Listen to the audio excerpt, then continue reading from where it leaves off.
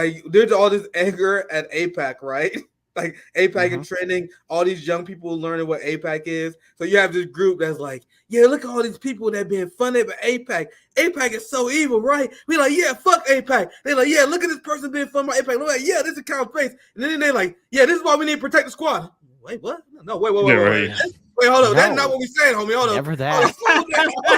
You see what you motherfuckers are trying to Never. do? They trying to get us. Now, you guys say AIPAC, right? Does that mean we gotta protect the squad? No, wait, hold on. I didn't say that. No, go ahead, Kid. I think Kid was going to chime in. I can't see. Well, I mean, why stick our neck out for people in the Democratic Party, especially like AOC and the squad, when they know damn well that majority of the Democratic Party is owned by AIPAC? They ask us for their help, but when we've asked them for their help, it's been nothing but radio silence. Where were they for Force to Vote, or March for Medicare for All, or the Fight for 15, or anything else of that nature? They want our help when they need us because they're acting like an abusive spouse, okay? They say, oh, I promise I won't hit you anymore. I won't beat you anymore. I won't steal from you. I won't cheat on you. Please take me back. And as soon as you take them back, they go right back to smacking you around and stealing from you. The squad doesn't need our help, and when we asked them for their help, they were indifferent. So we just returned back that in response, and everyone's going to say, well, then we lose progressives. Were they? Are they progressives? Were they always that? The answer is no, they never were. Their actions speak louder than words. Perception drives reality, and the squad, the Justice Democrats, the Progressive Democrats, are just neoliberal Democrats, but just lighter. That's it. Their votes led directly to an increase, a boom, you should say, in profits in the military-industrial complex. Like the second that you can say that on your resume, you forever lose my vote. That's something that should never be on your resume. There should never be a vote that you take that directly leads to the increase in profits of defense contractors and military-industrial complex. If that happens, you're no longer on the left. You're no longer worth supporting. This is Bernie Sanders. This is AOC. During that bill that you showed earlier, that was her lobbying for military-industrial complex money. The day where we get these people benefit of doubt, why should we give them benefit of doubt? We know the war in Ukraine is over. What did Julian Assange tell us? Their goal is not successful war, it's profitable, never-ending war. So what is AOC here to do? She's here to ensure that happening. Yeah, so she's working for the military-industrial complex, not us. Go ahead, Kian. Well, yeah, and it's also an issue of like, one of the things that they will try to come at you with as well. Do you want to give AIPAC the flex of being able to knock off, these members of Congress, right? Do you want to give them the win? And the answer is that they already have the win in that arena. Like there's no win to take away from them because the proof of concept when AOC won that primary in 2018 was not that this is going to be replicated 218 times and that the progressives are going to be the majority of the House. The concept was we're going to get enough of them in there to stall progress unless progress is made on their terms, which is what Force the Vote was about. That's what that idea was. They punted on that. We've seen the Republicans run with that and be successful at it up to a point. But you notice they were only successful up to the point when their Speaker of the House said, all right, you know what? If you guys are going to block me within the GOP, I'll go over to the Democratic side, right? The uniparty wins eventually. That's not to say Force the Vote was not a good idea. It was, because you would have moved the ball a lot further down the field with Force the Vote than you did not forcing the vote. But in the end, they can always jump your ass because there's always going to be that uniparty consensus in D.C. So if you really want to flex, what you have to do is circumvent that system entirely. That's what the university sort of free Gaza solidarity tents are about. That's what those movements are about. That's the real flex. You're not going to get a win inside this system. It won't happen. There's too many of them. There's too much money to overcome in too short a period of time. You have to wield a baseball bat against the system from the outside. It's the only flex you have. These people making any investments in AOC or, Jamal Bowman because George Latimer is AIPAC funded, who gives a fuck? You are forfeiting a lot of power by investing energy in those kinds of contests. And you speak to the point that also is sort of illustrated through the Nina Turner race.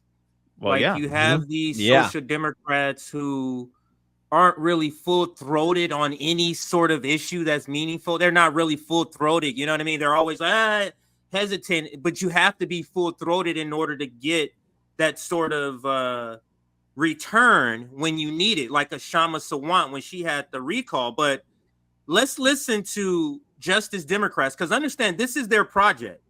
AIPAC is literally trying to destroy. So this is their biggest enemy, this Justice Democrats, is AIPAC. Because if they destroy the squad, what is the reason for Justice Democrats? There is no reason. So let's listen. Why are so many Democratic politicians afraid to speak out against the Israeli government? One Republican-funded acronym, AIPAC. The American Israel Public Affairs Committee. For decades, the AIPAC lobby has built a massive federal operation ensuring unconditional political and financial support for the Israeli government and military. This is my 34th year hanging out with AIPAC.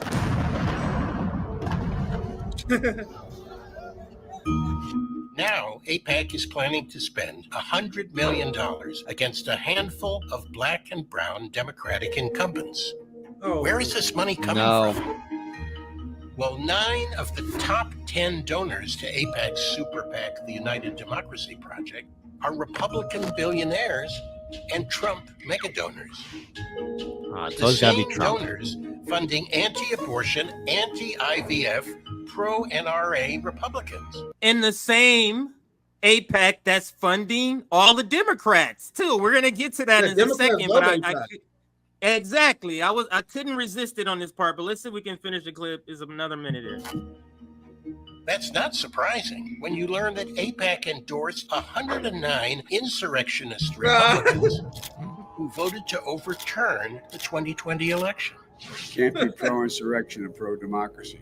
You can't be pro-insurrection and pro-American. Maybe Biden should tell that to his friends at AIPAC. While voters watch in horror as American tax dollars fund Israel's massive killings, AIPAC's only remaining tactic is to silence Democratic incumbents with multi-million-dollar primaries funded by Republican dark money. We call on all voters, elected officials, and political organizations to reject AIPAC. Reject candidates handpicked and bankrolled by Donald Trump's donors. Reject silence as tens of thousands of Palestinians are murdered.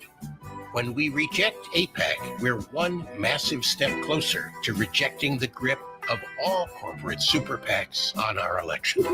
Oh my God. Yeah, pretty. They have some balls to, like, this is so many contradiction in this, but the broader contradiction is you're talking about I hate the fact that they're trying to lean on Palestinian struggle as if they're the most staunch supporters of Palestine when they're the ones that's on the fence. That's one contradiction, but the biggest contradiction is, how are you leaning on Palestinians when you're supporting, in the other breath, you're supporting Joe Biden, AOC? Like, it's this line, it's this like smoke and mirrors game that social democrats, aka progressive Democrats, have to play. Like, we're free Palestine. Joe Biden, you need our vote. You get what I'm saying? It's that. Well, they're also trying to frame it. Go ahead. They're trying to frame it like AIPAC is uniquely Trumpian, because what they're trying to do is they're trying to tap into that resistance pocketbook, which is what Justice Democrats wants to do, right? Because they know that the libs skew more PMC. They have deeper pockets when it comes to writing checks for candidates and for organizations, and so they figure, well, if we frame this as AIPAC is Trumpy, you're not Trumpy, are you? You want to stick it to Trump, don't you? Because they know, like, that's the Brooklyn dad defiant politics girl type set that they are appealing to. They have more money to give them. And so I think that's part of why they frame it that way. The other reason they frame it that way is obviously to not dirty Biden's hands too much, because they know they're all going to have to come home in November. And as for these AIPAC primary challengers against these squad members, I believe, I might be wrong about this, but I don't think so. I think the first test is tomorrow. I think Summer Lee's primary is actually tomorrow.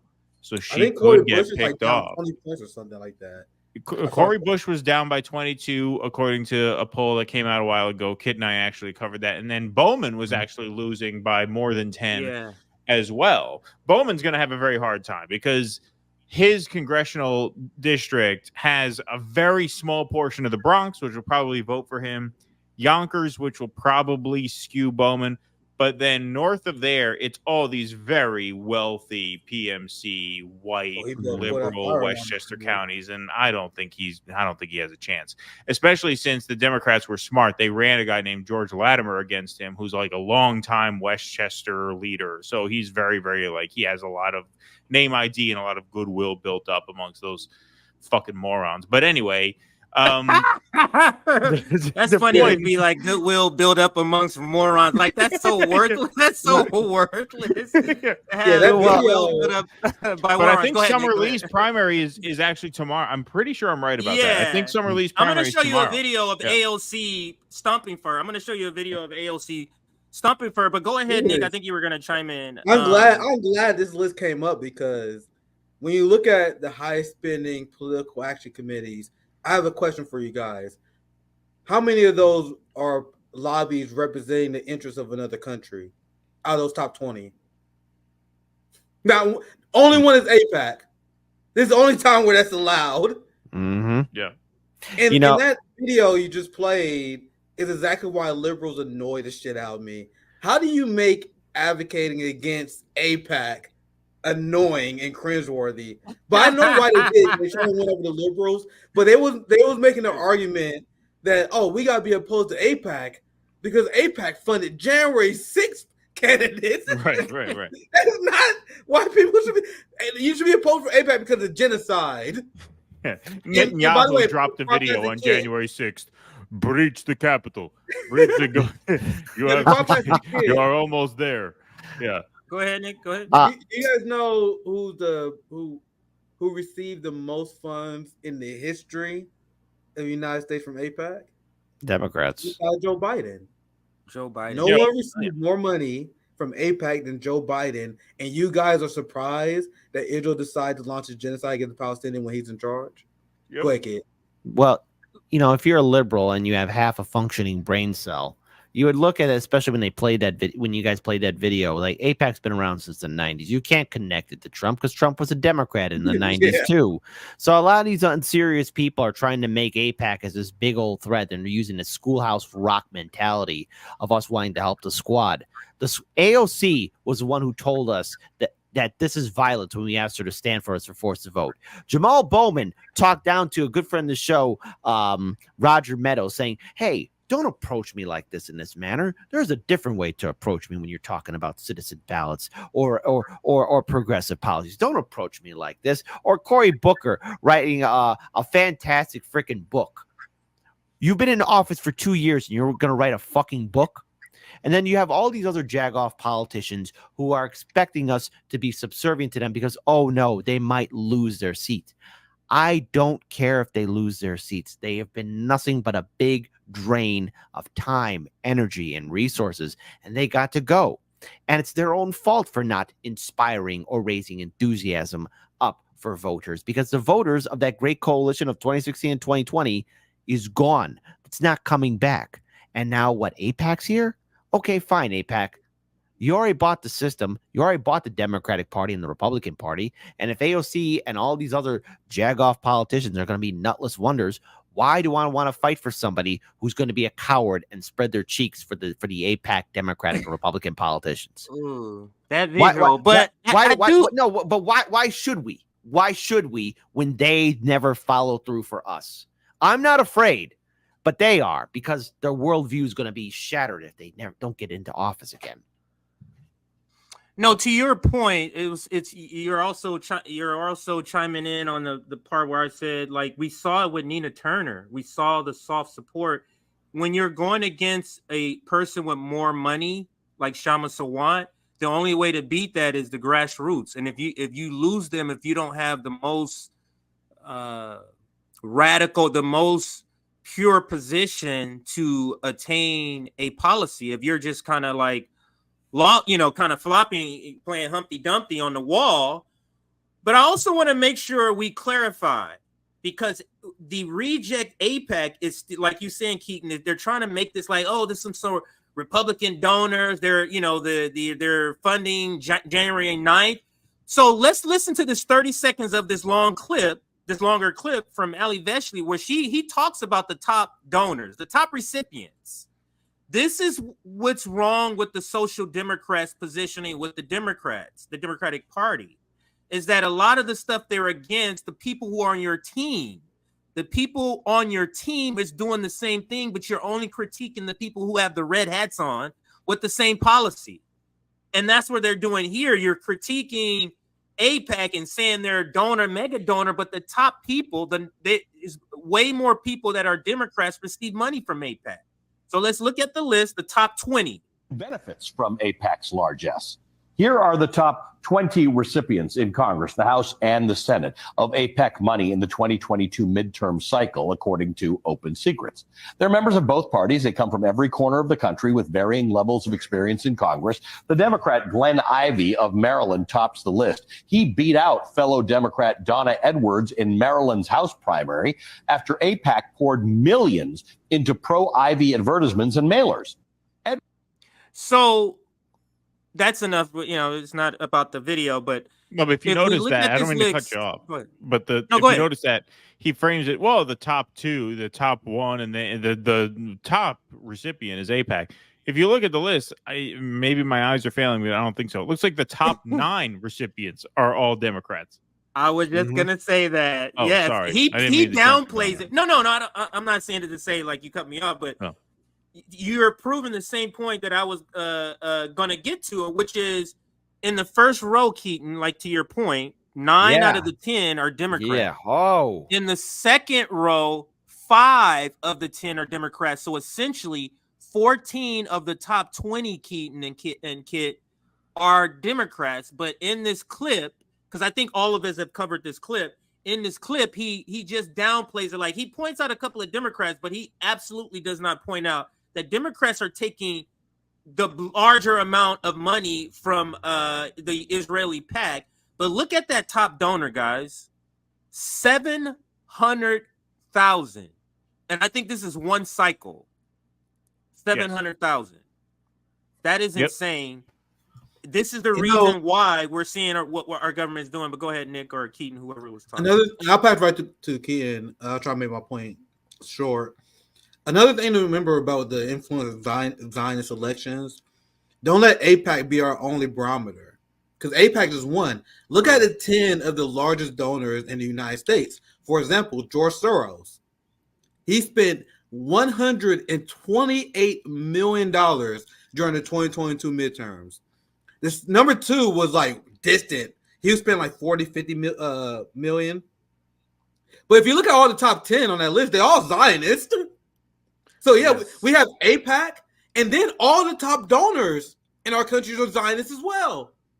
So, our democracy has been completely hijacked by Zionists. Keaton, feel free to chime in.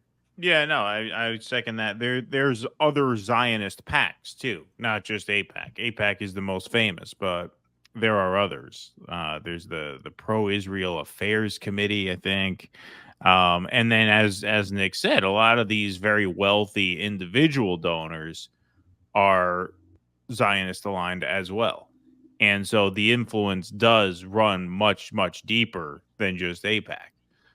Richie Torres was, I think, number 15, 16 on that list with $141,000. That was his top donor in the last cycle. And it stands to reason, because Jews tend to vote Democratic, or if they don't vote Democratic, they tend to, they do tend to vote Democratic. But even the Jews that don't vote Democratic tend to be congregated in Democrat-dominated areas. Yes. Right? There aren't too many Jews in like Nebraska, right? Like most of the Jews in America are concentrated in urban areas, like New York, Los Angeles. They tend to live in cities which tend to be represented, not always but tend to be represented by Democrats. And so it makes perfect sense. I mean, just logic would have it that Democrats would be more on the receiving end of AIPAC money and Zionist PAC money in general than the GOP. And so that framing of, well, they're a pro January 6th organization. I mean, it's just nonsense. They're just trying to trick the shit libs into writing them checks by tying AIPAC to Trumpian Republicans.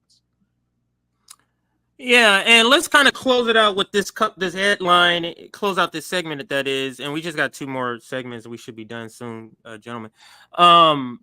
Protect the Squad funding site launches to bolster far-right lawmakers as primary threats loom. Now, we are pretty radical here at the Post-Duopoly show. Of course, we would not label the Squad far left. This is the publication we're reading this from is Fox News. But a lot of people, gentlemen, don't know that Reject AIPAC is actually a fundraising movement. It's not just a cause. It's not a movement. They're trying to raise funds. And this, I took out a couple of snippets from this article just to speak to the point.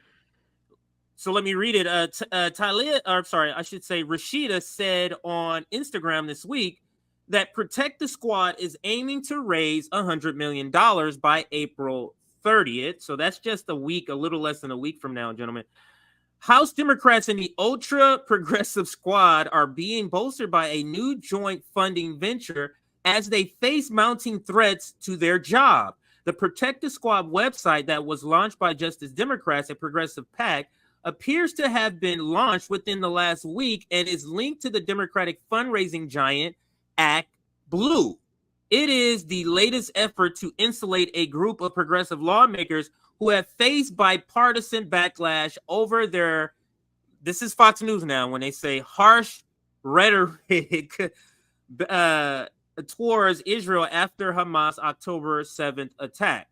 Quote, every member of the Squad is up for re-election this year, and 5 of these young, working-class, black and brown progressives are facing serious threats to their U.S. House seats. Jamal Bowman, Cori Bush, Summer Lee, Ilhan Omar, Rashida Tlaib. Let me just clarify a couple of things here. Jamal Bowman and Cori Bush, I believe they're going to lose. They're on their way out. Summer Lee, actually, I covered a segment. Summer Lee, actually, at the time when I covered a segment, I don't know if it's changed since then, AIPAC had made a statement they weren't going to be spending money specifically on Summer Lee. So Summer Lee, if that is still true, if they didn't change their position, Summer Lee in the race that's happening is not technically going up against AIPAC. She's not technically going. Now, there's other people who are for AIPAC that could be putting money in the race, but it's not technically AIPAC, according to the article from my previous segment. But let me continue with this last part of the Squad members listed, which notably includes AOC. One of the group's original members, Rashida Tlaib, is the only one not yet facing a primary challenge. Rashida Tlaib. The AIPAC is a pro-Israel group that works with both Republicans and Democrats to bolster the Middle East U.S. allies' relationships with Washington. AIPAC is spending heavily this cycle to promote pro-Israel candidates. AIPAC has endorsed primary challengers to Cori Bush and Jamal Bowman, and they mentioned those 2 in this article because those are the 2 that are on the likely chopping block. I would imagine if they were to raise funds, Jamal Bowman and Cori Bush would be 2 of the people that would get the vast majority of those funds. But I'll pass it back to the panel for any final words on whether or not you think, what do you think about AIPAC spending? What do you think about Reject AIPAC, are you going to donate to this fundraiser? And should we care if AIPAC is going after this group? If you don't mind, I actually was going to read a line from do whatever you want to do. Absolutely. Look, a black atheist writes, we need to make sure they lose for not listening to the people, which I fundamentally agree with. I don't care if the squad loses. The squad has not fought for us. The squad has lectured to us. The squad has not stood their ground for us. They backed away and they opened the gates for the neoliberals to continue on with their policies. So if I need to be afraid of anything, I'm more concerned about the fact of what happens if we keep on reelecting AOC over and over again. She's going to turn and morph right into a Nancy Pelosi. I don't want that. I'm tired of a Nancy Pelosi clone. I'm tired of these jagoff politicians being the click, copy, paste version of these senile old bastards who are in their 80s and 90s in Congress writing rules and regulations over us. They got to lose. All of them. There's not a redeeming factor about the squad. They have to go. They might say things I agree with, but posting something on Twitter that I might agree with is like scribbling on a porta potty. It's funny to look at, but if it doesn't offer anything, I'm not going to give a damn. So the squad can lose. And I think we should embrace that fact. Let's embrace the fact that the squad should lose and we shouldn't care. And they keep on asking for me for money. Hey, what have you done for us lately? Whether they win, whether they lose, our job is the same. But wouldn't it be a good thing if they lose? I'm about pissing people off. But we need that symbolizing moment that make it official that this strategy failed. Yeah. Like, right. wouldn't there be no better moment that would be like the official mark on the calendar moment? We're done with the pro-infiltrate the Democratic Party strategy. And then we have a moment on the calendar, the day that X Jamal Bowman, X Corey Bush, or whatever loses. That's the day where we look at calculus and say, your plan failed. Let's move on. I know it's going to hurt a lot of people, but if AOC loses, which I think she's safe, but if the rest of the squad loses, that's going to mark the official moment. I know we already there because even people that are significantly to my right don't like AOC. I even see social democrats that like fucks AOC now. You know what I mean? But the moment that they lose would be like the official marking point. Like, all right, we're officially done with this failed project. You know what I mean? Does that make sense? Yeah, no, I think that's right. I think, whether they win or lose, our task remains the same, and there are far more effective and more forceful ways to try and resist the influence of these Zionist PACs than to actually donate to a pro-Democrat PAC. And yes, you're right. We do have to close the book on this, whatever dirty brain. I don't know what the fuck they call it anymore. The DS infiltrate, reform from within, whatever. Yeah, we have to shut the book on that once and for all. And I think you're right. This would be a good way to do that. Yeah, if you don't mind, I saw somebody ask in the chat here whether we're on 9 a.m. or 2 p.m. tomorrow. So we're on 2 p.m. tomorrow. We only do one morning show a week, and that's Thursday. We're trying to keep the schedule as regular as we can. It's just Russell keeps getting called to LA, so we keep having to switch it around. But tomorrow's 2 p.m. Yeah.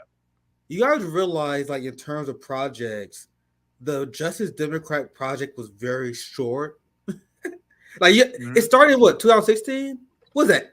Me being very generous, 8 years? Yeah. That's nothing, bro. Like, in 20, 30 years, like, we're gonna have our fellow Marxists and socialist brothers and sisters. You know how we look at the history of movements now? They're gonna look back at that as like a blimp on the radar. Like, oh, there was a bump in the road, now they moved on. That's why I said the squad didn't lose, because we need to get over that bump. Like, we fucked up for 8 years. Like, the left of the United States was a joke for 8 years. So they let them lose and we get over the bump in the road.